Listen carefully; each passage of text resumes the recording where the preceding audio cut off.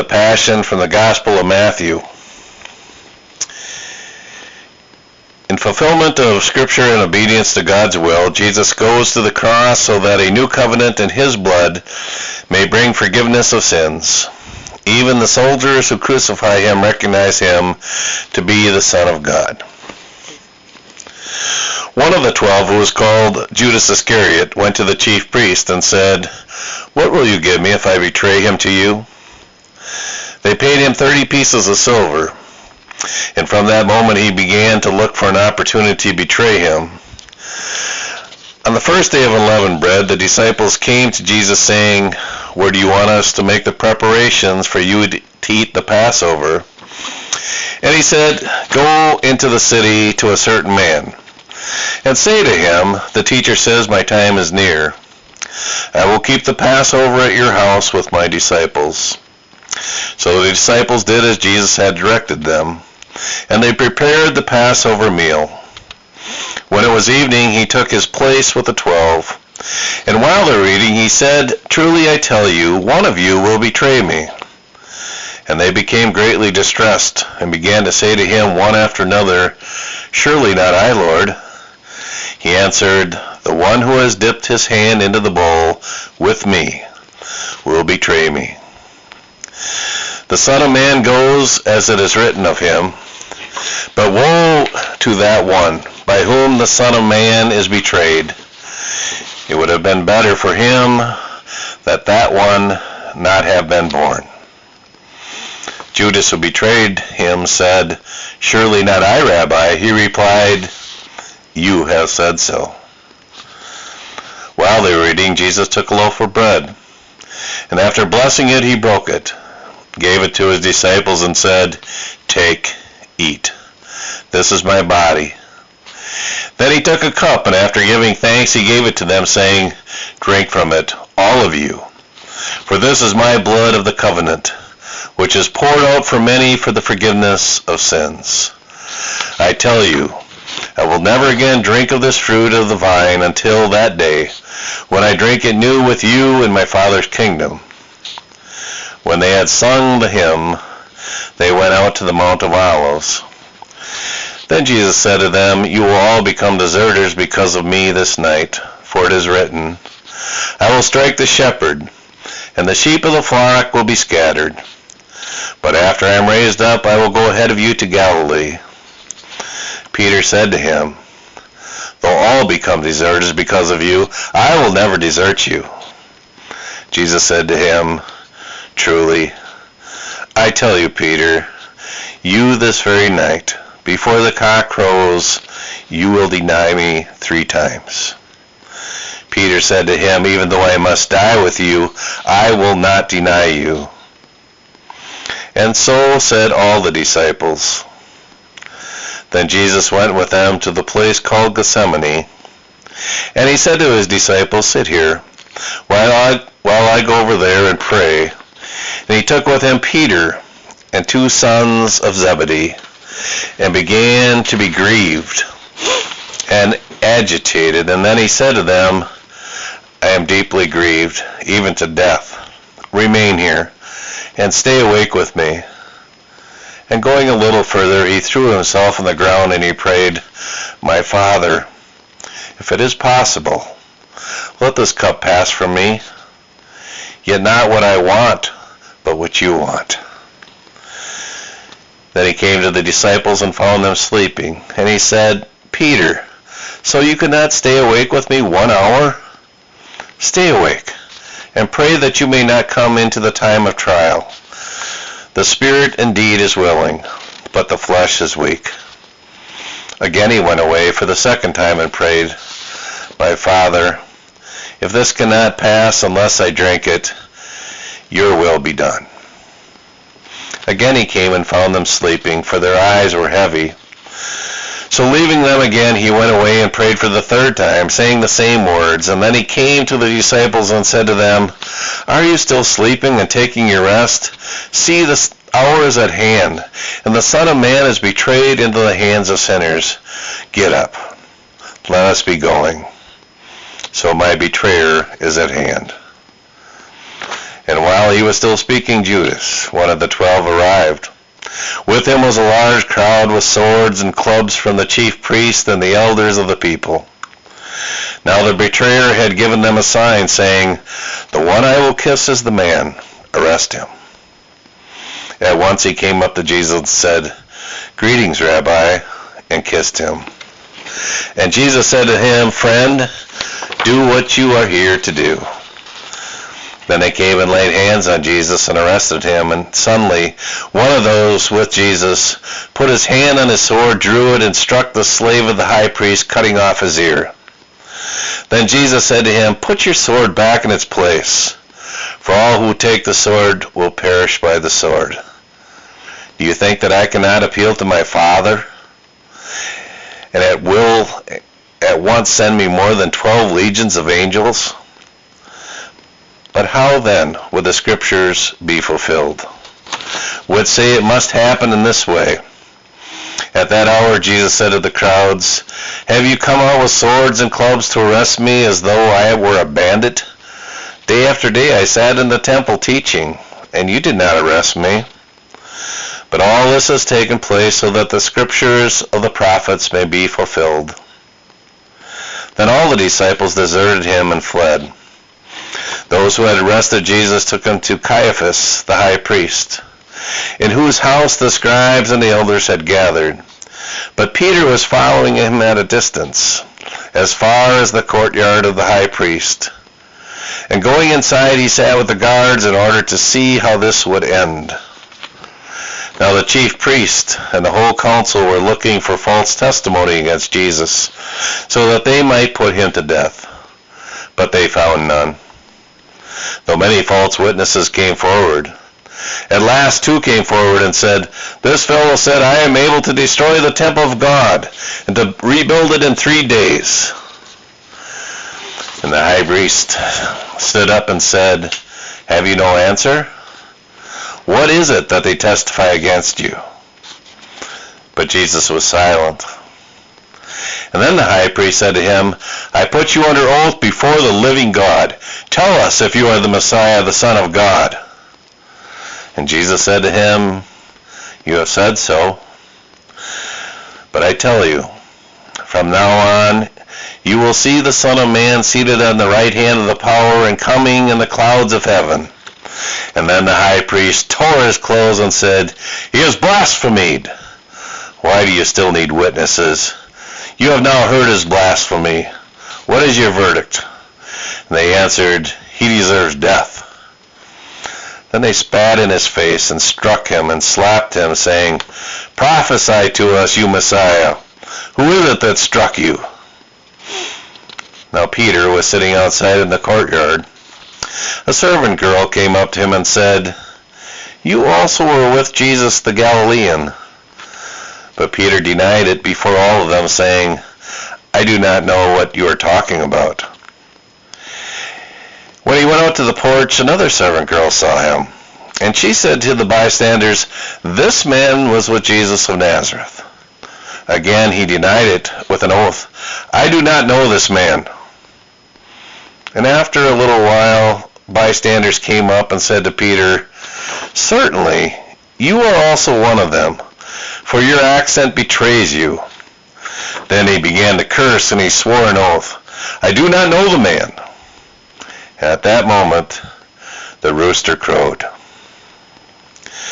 Then Peter remembered what Jesus had said, "Before the cock crows, you will deny me 3 times." And Peter went out and wept bitterly. When morning came, all the chief priests and the elders of the people conferred together against Jesus in order to bring about his death. They bound him, led him away, and handed him over to Pilate the governor.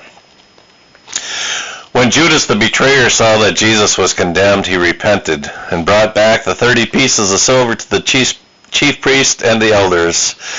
And he said, "I have sinned by betraying innocent blood." But they said, "What is that to us? See to it yourself." And throwing down the pieces of silver in the temple, he departed. And he went out and he hanged himself. But the chief priests, taking the pieces of silver, said, "It is not lawful to put them into the treasury, since they are blood money." After conferring together, they used them to buy the potter's field as a place to bury foreigners. For this reason, that field has been called the field of blood to this day. Then was fulfilled what had been spoken through the prophet Jeremiah. And they took the 30 pieces of silver, the price of the one on the one whom a price had been set, on whom some of the people of Israel had set a price, and they gave them for the potter's field, as the Lord commanded me. Now Jesus stood before the governor, and the governor asked him, "Are you the king of the Jews?" Jesus said, "You say so." But when he was accused by the chief priest and the elders, he did not respond. Then Pilate said to him, "Do you not hear how many accusations have they made against you?" But Jesus gave no answer, not even to a single charge, so that the governor was greatly amazed. Now at the festival of the governor was accustomed to release a prisoner for the crowd, anyone whom they wanted. At that time they had a notorious prisoner called Jesus Barabbas. So after they had gathered, Pilate said to them, "Whom do you want me to release to you, Jesus Barabbas or Jesus who is called the Messiah?" For he realized that it was out of jealousy that they had handed him over.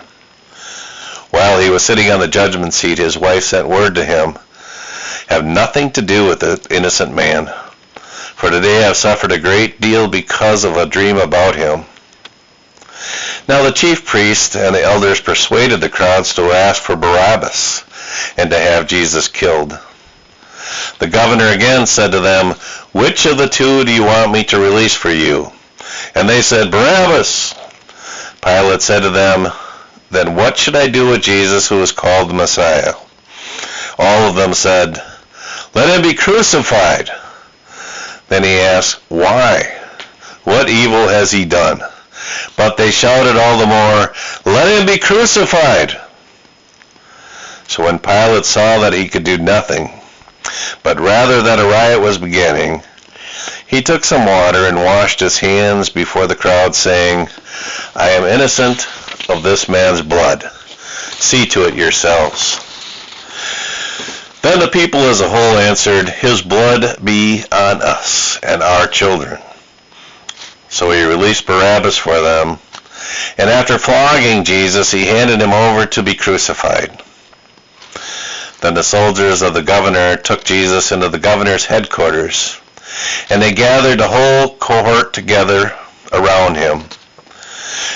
And they stripped him and put a scarlet robe on him, and after twisting some thorns into a crown, they put it on his head.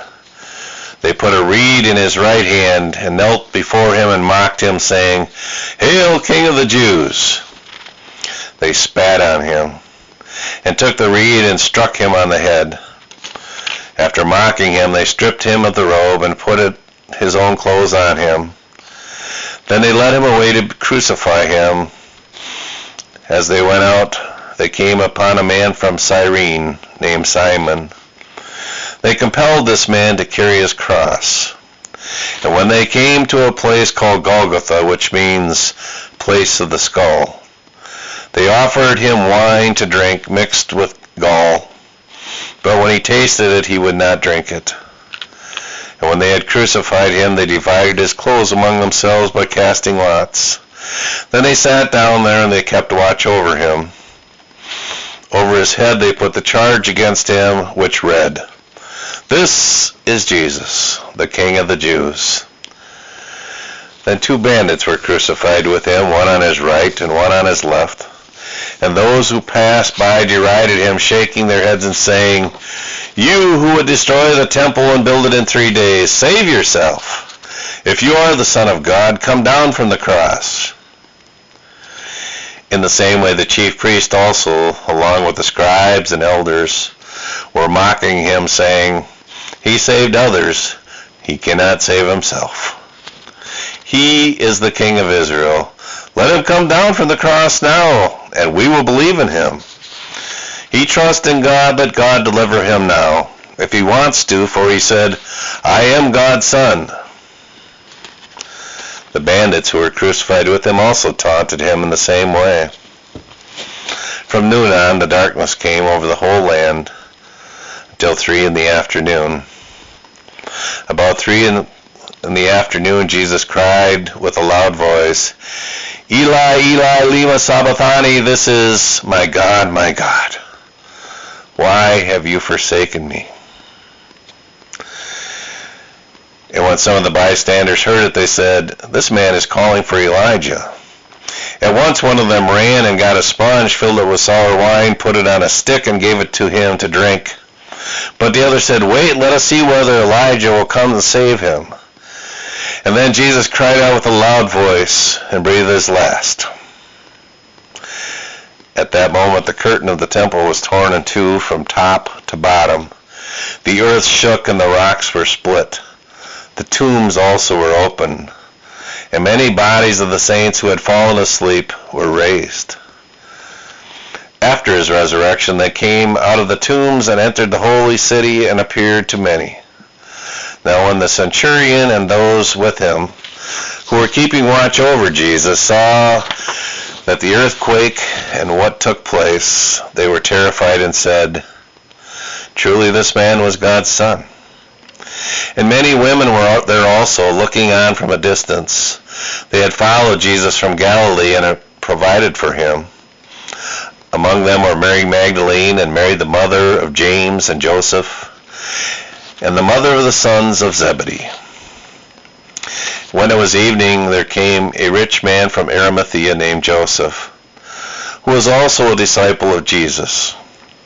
And he went to Pilate and asked for the body of Jesus, and then Pilate ordered it to be given to him. So Joseph took the body and wrapped it in a clean linen cloth, and laid it in his own new tomb, which he had hewn in the rock. He then rolled the great stone to the door of the tomb and went away. Mary Magdalene and the other Mary were there sitting opposite of the tomb, the next day, that is, after the day of preparation. And the chief priests and the Pharisees gathered before Pilate and said, Sir, we remember that what that impostor said while he was still alive, after 3 days I will rise again. Therefore, command the tomb to be made secure until the 3rd day. Otherwise his disciples may go and steal him away and tell the people he has been raised from the dead. And the last deception would be worse than the first. Pilate said, you have a guard of soldiers, go. Make it as secure as you can. So they went and with the guard and made the tomb secure by sealing the stone. The Gospel of the Lord.